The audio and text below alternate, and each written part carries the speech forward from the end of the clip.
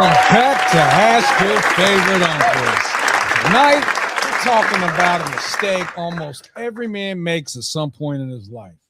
Arguing with reality. Not because he doesn't know the truth, not because he hasn't been given enough signs, not because the answer isn't right in front of him, but because he doesn't like what reality is telling him.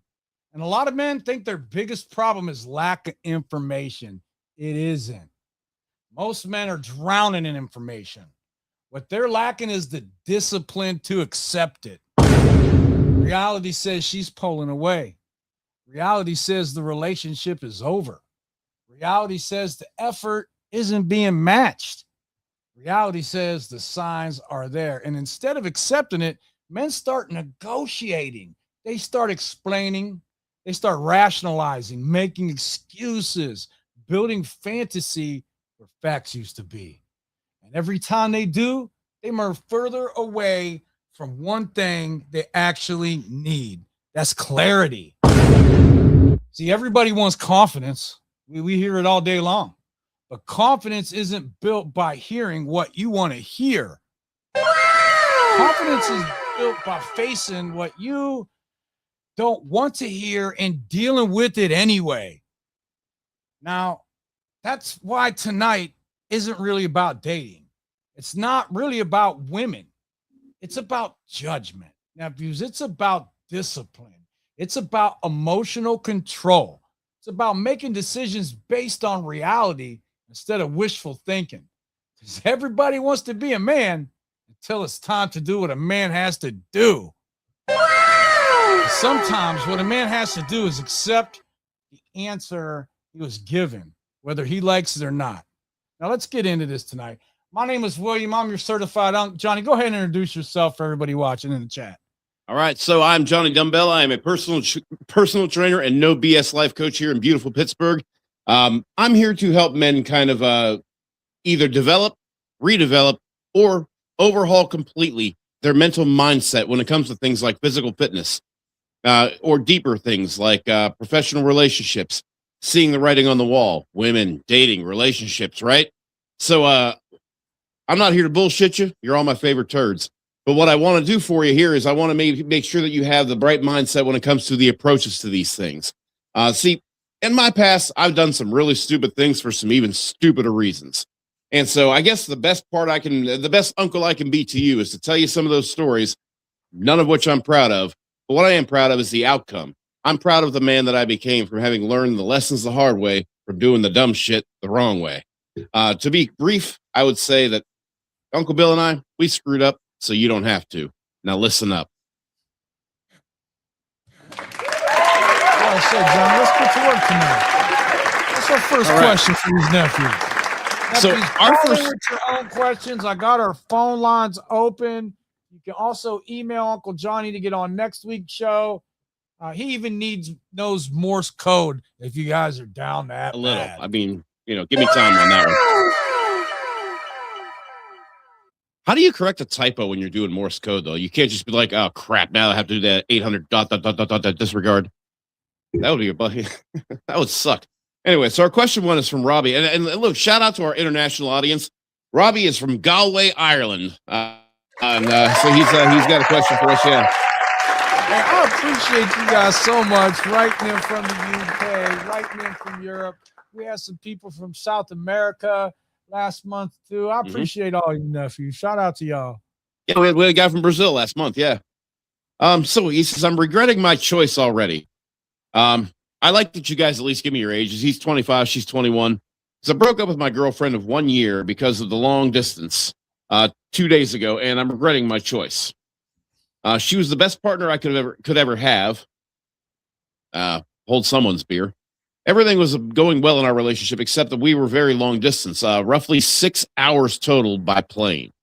Like not a 6 hour drive or train ride. Oh, he said a flight. All right, let me just be quiet. Dude, go ahead, John. A 6 hour flight. We're not that. That's without a layover. 6 hour flight. Dude, we could fly to Florida, loop around, and come back in less time. We could go from Pittsburgh to Orlando and back in less time, as long as we don't land. We met in my city in the summer, and even though neither of us wanted a long distance, we chose to stay together. She still had 2 years left until her master's, and we can call it miscommunication or denial. But I was sure that after the 2 years, she'll come live with me because she didn't want to stay where she was, and I already had.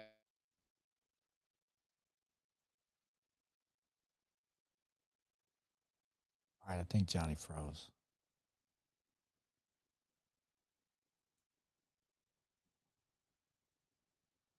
Maybe I froze.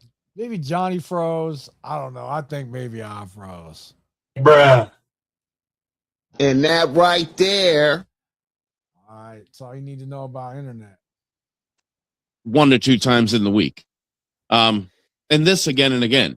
After talking it through and asking her what she would like to do in the future if the long distance wasn't an issue, she chose a job, and the masters were just available in her country. He doesn't say where that is.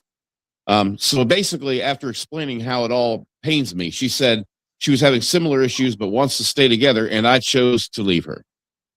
On the one hand, I feel like I made the right choice because the long distance was really hard. But whenever I think about it, I think that I may have made one of the biggest mistakes of my life and should have just pushed through for 3 years because she said that she would most likely come live here. Robbie, I want you to understand I emphasize those words for a reason. And I'll read on. Did anyone have a similar situation? Oh, Robbie, I've done some dumb shit related to this. Yes, I do. And has any advice? Robbie's young. Robbie's young, and his girl's even younger. They're still in this formative years, and maybe this is the wake up call that's going to teach both of them what happens with long distance relationships. Yeah, I mean, you have to establish all those fundamentals after you've gotten to know each other personally. And I mean, imagine getting to know somebody deeply based on, sharing history and sharing it because you overshare on the phone calls. Probably more than you would share in person, strangely enough, because you wouldn't need.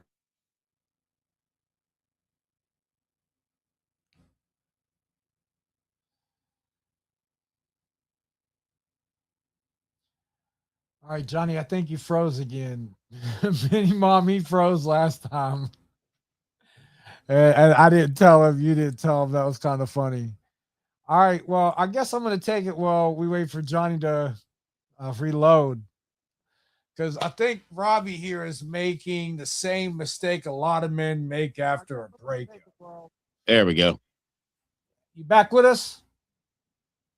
I am. All right. So how far did we get before I did my little Joey Fatino? Well, you were kind of getting on him a little bit about his this being their first, learning from their first long distance relationship. Yeah. So, I mean, the thing of it is that I know that at 46, there's no way I'm having a long distance relationship. Those days shouldn't have existed for me in the first place, but they did. And they belong 20 years ago or more where I learned the hard way that this was definitely not going to be something that the statistics are on your side here, Bill. What do you think?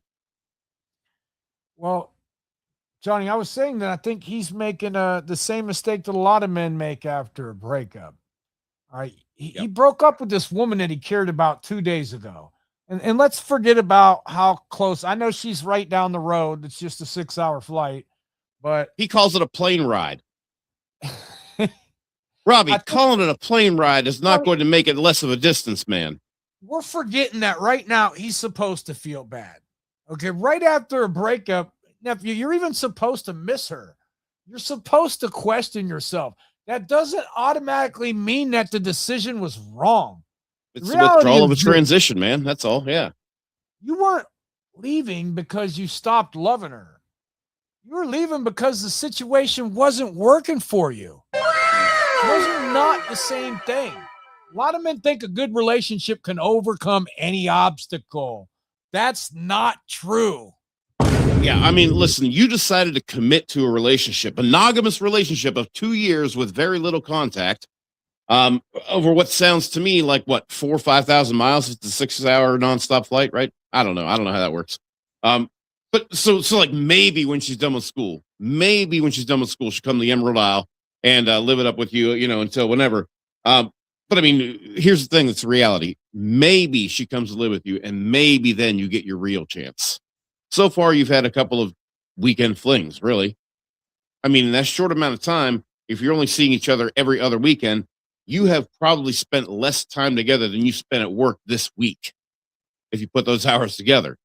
And this is a situation where, I mean, no, it's probably more than that. I'm just saying, but I mean, come on, man. You're waiting for this girl to get done with school, and you think that you're just going to be able to mesh together and automatically be able to handle. Now, remember, you're talking going from 4 days a month to 7 days a week. Let's ignore the fact that you have that distance now. You're going from that scarcity to that overabundance of time together. I don't know, man. Uncle Bill, what do you think? Do you think he's going to be able to? Do you think it's going to be a big culture shock for him? Johnny, this is why tonight's episode is Stop Arguing with Reality. A good relationship still has to survive reality. And reality was telling him something important, that he was exhausted. He wasn't sleeping. Didn't you say he was struggling every time she left? Oh, man. The future he thought that he was building wasn't even guaranteed anymore. Now, the mistake that he's making is he's looking backwards and trying to remember the woman instead of looking forward and remembering the situation. Yeah. Because if she called him tonight and said, I love you, but nothing about long distance is changing, would that problem actually be solved? No. Right. You'd still wake up with the same problem tomorrow. Missing someone. And listen, I mean, go ahead, Johnny. No, look, I mean, and here's the thing: as somebody who has had that long distance relationship experience in my past, you are talking about a 6-hour flight. Now, I know that the 6-hour flight in my case was from Amsterdam to New York City. So, I mean, that was a hell of a distance.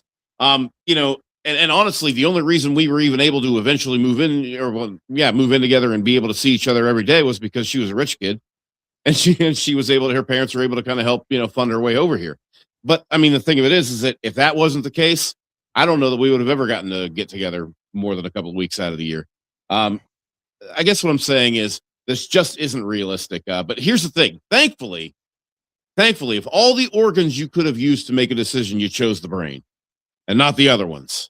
So that was brilliant. Now, the good news is you weren't trying to walk away from this addiction to her and her body and, what that would have brought you anyway. So at least that was not, you probably didn't have baby batter on the brain while you were using that brain to make that decision. And hey, that's great. You used your head. You thought logically. You thought with reason. And for the love of God, the next girl you find, what's wrong with the girls in your area? I've never been to Galway, Ireland. So, I mean, I don't know what the girls are like there. I would imagine there's probably some cute ones. Oh, dude, seriously, But yeah, I mean, there's got to be somebody, a more realistic option for you nearby, man. Now, if you missing someone is not evidence you should be with them. Sometimes it's just evidence that they mattered. And those two, they're two different things. Now, Uncle Johnny and I, we love it when you guys write in. We want to help you out with the stuff that you got going on. And I can tell you're struggling with a few different things. Well, to be honest, he needs to develop some emotional control here. Yep. And the number one way to do that, nephew, is you need to learn how to separate feelings from facts. Because right now you're doing this whole I feel bad. And you think that means that you made a bad decision. The fact is it was the long distance hurting you. Your sleep was suffering. And your whole future became uncertain. Now, your feelings changed. The facts didn't. So, some real game for you. Feelings, nephew, they're information. They're not instructions. Now, I need you to also stop revisiting the highlight reel. Because after breakup, men tend to replay the good moments, that affection, the chemistry you had, and then they rarely replayed those sleepless nights or the time she was crashing out, the stress that she added to your life. Emotional control, it requires remembering the entire movie, not just the parts you want to remember. Now, and this is something we talk to you guys about every single week. Johnny and I want you to learn to sit with discomfort without reacting. Dude, especially here, man. I mean, the sad thing is, and this is how crazy this can get, because his level of comfort would have been to stay with her and muddle through these next 3 years, going through the exact same thing he's talking about. You heard the words he used, and again, and again, and again, and again. It's in there. For 3 more years, you're already feeling that again and again, feeling, and I get it, dude. But you want to do 3 more years of this? You want to have that resentment to what you could have done, the things you missed, parties you could have gone to, whatever it happens to be, the things that you sacrificed for a relationship that once you guys meet and start to mesh with each other in person, you might not last 2 weeks together a solid time. That's the crazy part. You're getting to know each other before you're getting to know each other's mannerisms, each other's habits. And honestly, I don't think it's dangerous necessarily. I don't believe that heartbreak is a real danger. But what I do believe is it's definitely time that you could be spending, developing things in your own neck of the woods with somebody who you could actually communicate with in using as many sensories at the same time as possible. That's all I'm saying. So back to learning to sit with discomfort without reacting, nephew. What does that mean? That means when you get that urge to call or the urge to text. That means when you have that urge to reverse the decision that you've already made. Those feelings, they don't require action. And a lot of men think emotional control means not feeling that way. Wrong. It means feeling without immediately obeying it. All right, John. Hey, nephews, call in. We got our phone lines open. Ask us anything you need to. It doesn't have to be specifically women related. Johnny is a fitness expert. So anything you need, you can't stump us. Call up. All right. So question 2 comes from Jamie. And Jamie says it's been 3 months of no contact. Congratulations, Jamie. So now, is he doing it right would be my question, Johnny. Well, I wanted to kind of get the good part out of the way as early as we could on this one. So Jamie says, I was in a relationship with a woman that I believe has avoidant tendencies. And about 8 months ago, she shifted things to platonic. I like that terminology, guys. From now on, we are not going to call it getting friend zone. We are going to now call it shifting to platonic. That kind of has that Spaceballs, feel to it. Go, ludicrous speed, go. Platonic shift, go. How do you allow something like that to happen? Were you clapping those cheeks, nephew, and she sidelined you? Like, I don't get it. My phone's doing that matrix there. All right, go ahead, John. Yeah, I mean, so in January, she went silent for 3 weeks after I missed 2 of her calls, even though I had called her the day before and she didn't answer. Okay, guys, you're really going to have to follow along with this one. Since then, it's been inconsistent communication. She reaches out, then she disappears. Now, after a long FaceTime call on February 6th, I went no contact. It's been 3 months and I haven't heard from her. I still miss her, but I'm detaching. What I don't get is why does she still follow me on social media? She hasn't blocked me, but she probably muted me. I've done the same. She posts here and there on Instagram and threads and like nothing happened. Why would she keep that connection? First of all, if you muted her, how do you know what she's posting about? That's what I want to know. If you've actually muted her, how the hell do you know what she's posting about? And so for a guy who's muted her and tried to really block her out of your life, you really sure as hell know a lot about what's going on with her, man. Here's the thing. Well, there's a lot of things. So 8 months ago, my man, she didn't shift you to platonic. Okay. You're not even driving this big rig, bud. She went silent for 3 weeks and then she got in touch with you again. Then she disappeared again, got in touch with you again. So it's inconsistent communication. And what do we talk about? What do we say about inconsistency, Uncle Bill? I mean, now I want to be sure that because just because she's inconsistent doesn't mean she's not interested, right? Go ahead, Johnny. Listen, I think he's asking the wrong question, if I'm being honest here. The question shouldn't be, why does she still follow me? The question is, why am I still paying attention to someone who hasn't spoken to me in 3 months? Because that's the reality. And a lot of men get trapped by analyzing breadcrumbs, a view, a like, a follow, a story watch, and they ignore the one piece of information that actually matters. I'm talking about investment. If somebody wants to be in your life, they invest, they communicate, they show up. Nephews, they participate. 3 months of silence, that's information. The follow button isn't. Could she still care? Here's the thing. Could she miss him? Maybe. Could she be completely indifferent? Maybe. We don't know. Ooh. And that's exactly why you can't build decisions on it. Nephews, attention is not commitment. Interest is not investment. And social media is not a relationship. And like Johnny was just saying, judge people by what they consistently do, not by what you hope their actions mean. So, you know, one thing I can't stand, Uncle Bill, I can't stand how everybody likes to throw labels on everything nowadays. You know, if something goes a certain way, you know, narcissist label. Okay, that might be the good label for the current behavior, but I don't know that we would slap it on the person that we just saw at the grocery store for 14 seconds. And so we're throwing a label like avoidant here.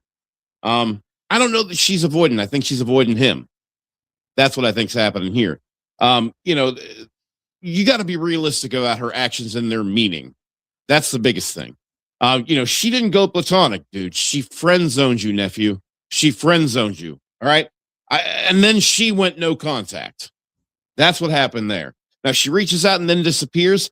This is a classic case of hot and cold. That still equals out to lukewarm. All right. She's not hot for you. She's not excited for you. You know, when a woman is interested in you to want to be able to maintain communication with you, believe me when I tell you, she can and will move heaven and earth to make sure that she gets into your crosshairs somehow. Okay. She's not going to kind of this darting in, darting out thing. That's what you're dealing with here. And that basically means that this girl it's falling back on you and she's bored. Nephew, you need to be more accountable in your own life. And let me just give you a little bit of game on that. What does that mean? Well, first thing I need you to do is stop looking for hidden meaning. You're spending energy asking, why does this woman still follow me? Instead of accepting reality that she hasn't contacted you. Yeah. Accountability starts when we stop outsourcing responsibility to other people's behavior. Reality is your life is stalled because you're waiting for clarity from someone else, a woman at that. Yeah, I mean, but if you must have an answer to your question, she's not blocking you because you've shown yourself to be always available when she decides to reach out. Here's your answer. Now, what I'd like you to do is focus on what you can actually control. Like, shout out to Johnny Dumbbell, control the control. That's it. You cannot control her thoughts. You cannot nor should you want to. Intentions. You cannot control her social media behavior. You can control where your attention goes. You can control what standards that you set for yourself. And nephew, you can certainly control who gets access to you. You have to understand accountability is ownership. It's not speculation. So, I mean, you know, you asked me, would I keep this connection? No, I'm a busy man, as you should be. You know, you should be too busy building your own empire to even remember that this girl hasn't texted you in how long. If she doesn't text you in so long, you should be so busy you don't even remember giving her your number. Then when she does text you, you should genuinely be scratching your head and texting her back, who's this? That is how focused you should be on your life and the people that actually do bother to contact you in any kind of relationship possible. You know, family, friend, business relationship. People will stay in touch with you when they want to. They will come in and out when they don't. And, you know, especially in a romantic situation, this is not a romantic situation, my friend. This is a situation of she's pretty much told you where you stand. All right, nephews, call up with your questions. Johnny, we got anything else tonight? We got Ricky. So find that one here.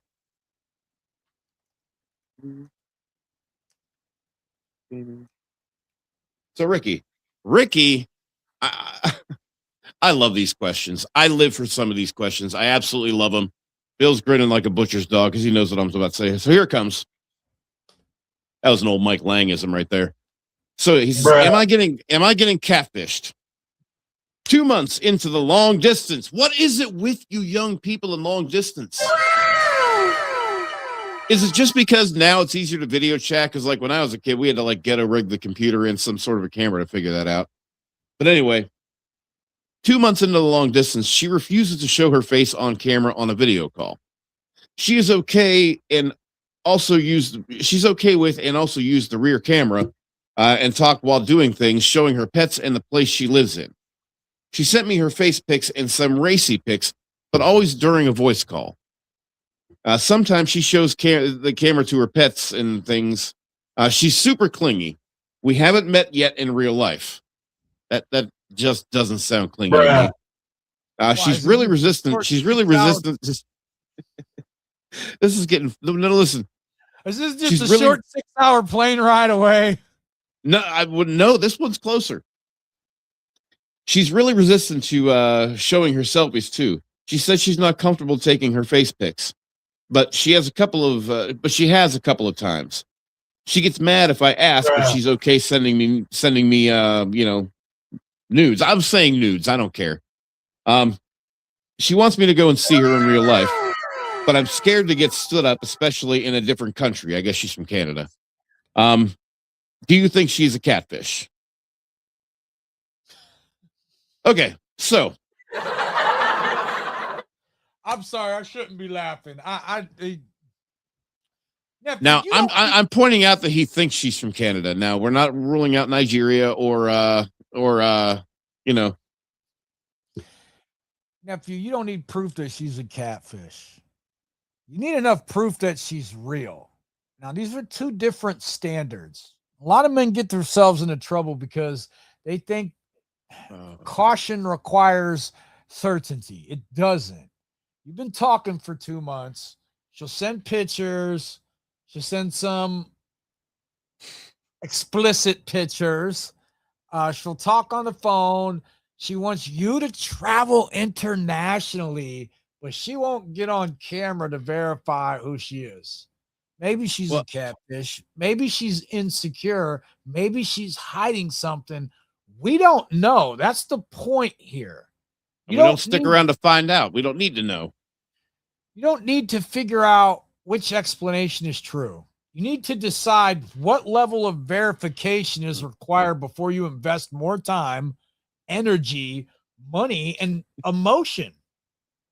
Because trust should grow with evidence.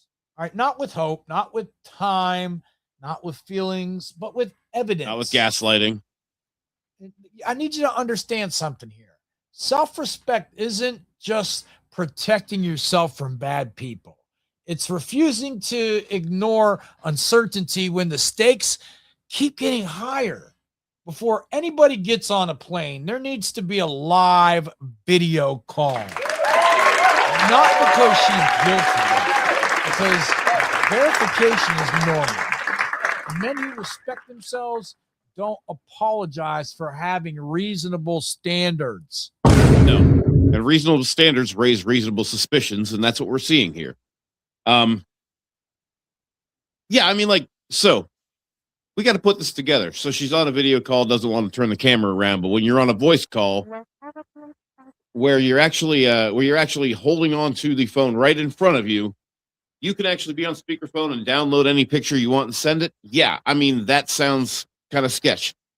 She's super clingy and yet afraid to show her face. That's just what it sounds like to me. Is she's super demanding about being able to talk to him when she reaches out, and that's what it kind of sounds like. It sounds like she likes to kind of be in constant contact with him.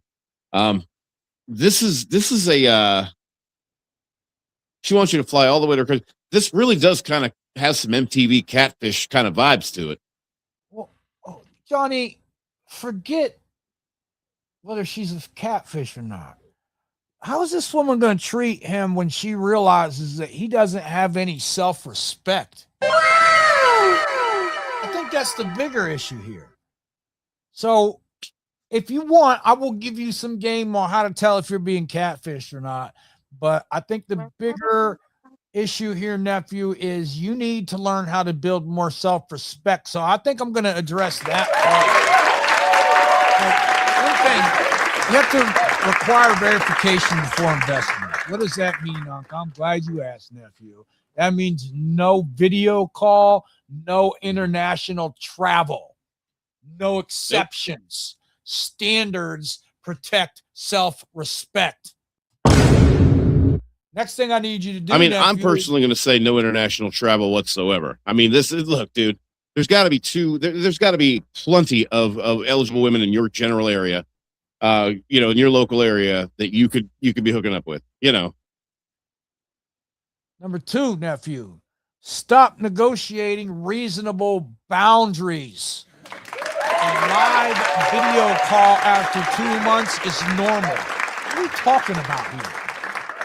You're acting like you're asking for state secrets. You're not. Men with self-respect don't apologize for reasonable standards. Next thing, nephew, right. For more self-respect, you got to trust evidence more than emotion. You like her. I get it. That's fine. We want you to like her. But attraction isn't evidence. Evidence is evidence. And a lot of you guys tend to reverse these. Now, I'm going to tell you something everybody else on the internet, but maybe Uncle Johnny won't. You have to be willing to walk away. The strongest position in any relationship is, I'd like this to work, but I'll be fine if it doesn't. Neediness destroys self-respect. Options live. And last thing, I think you really need to work on this is you have to stop rewarding uncertainty. Now, every day you continue to invest in this woman without verification, you're teaching yourself that your standards are, well, they're optional. And that's dangerous because eventually men start accepting behavior they certainly never advised their friends or their nephews to accept. Now, I know what you're saying about being catfish, so let's fit this in here because it does teach you self-respect instead of paranoia. Johnny must be froze again, but I'm going to keep going on. So again, a live video call is required, not pre-recorded, not voice only, not where you're looking at her cat. A normal live face-to-face video call. If somebody wants a relationship but refuses basic verification, that's information. Number 2, when it comes to being catfish, verify before you start investing, before you buy any kind of tickets, before you send any kind of money, before you start making plans to travel, before you even become emotionally attached to this woman, verify who it is that you're dealing with. Trust should increase with evidence, not feelings. Now, the third thing I would have you do is watch for consistency. All right, do the pictures match? Do the stories match? Do the details stay the same? I need you to understand that liars often struggle with consistency, but reality doesn't. And number 4, this is going to be one of the most important things. Don't ignore reasonable red flags. One red flag, please, God, no. Damn. 5 red flags doesn't prove innocence. All right. A lot of men make the mistake of demanding certainty before exercising caution. You don't need proof something is wrong before slowing down. And but Uncle Bill, Did you ever notice how sometimes the words that you're supposed to trust your gut with are the same words that hurt your ego, though? Your gut's going to tell you something's happening that your ego don't want to believe. That's the difficulty that a lot of young men are having there. And that's why we teach standards, Johnny and nephews. Yep. This last part is important. Keep your standards even when you're lonely. This is a big one. Most catfish situations don't happen because a man is stupid. They happen because a man is lonely. Loneliness tends to lower our standards. Neediness lowers standards. Desperation lowers standards. And self-respect raises them back up. Yeah. That's the real lesson, nephews.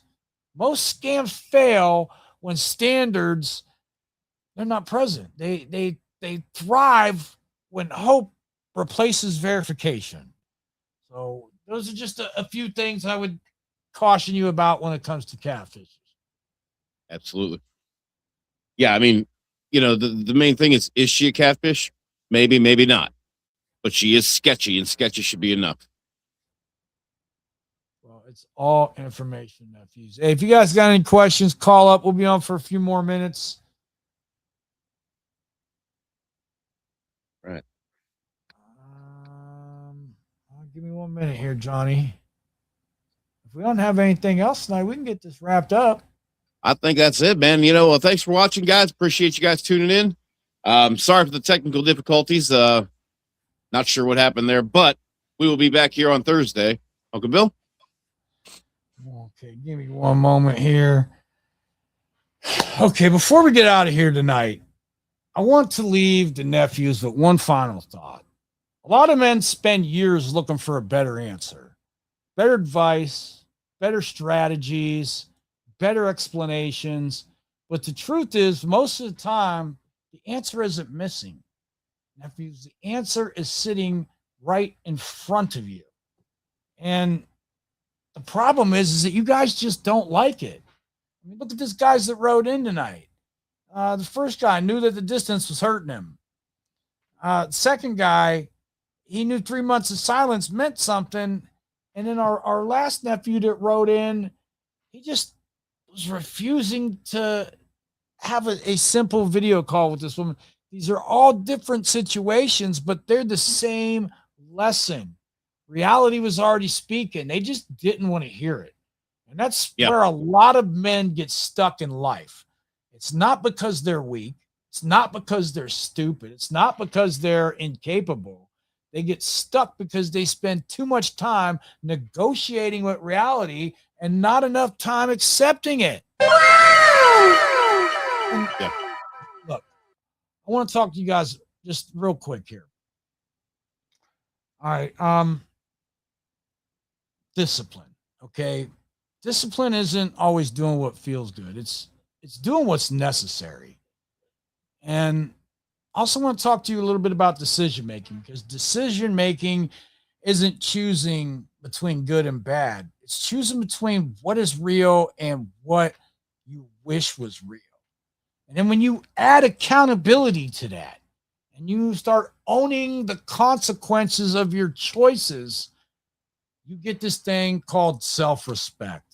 And self-respect and emotional control, they can build you into a, I'm getting off track here, Johnny. My bad. We're just wrapping this up. We're just wrapping this up for tonight. I'm getting ready to start a whole nother episode.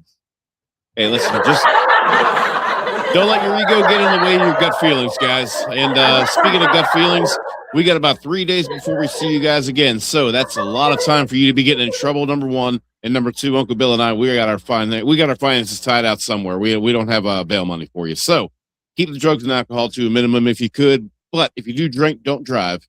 And if you do drive, don't park. Because accidents cause people, and that'll cost you.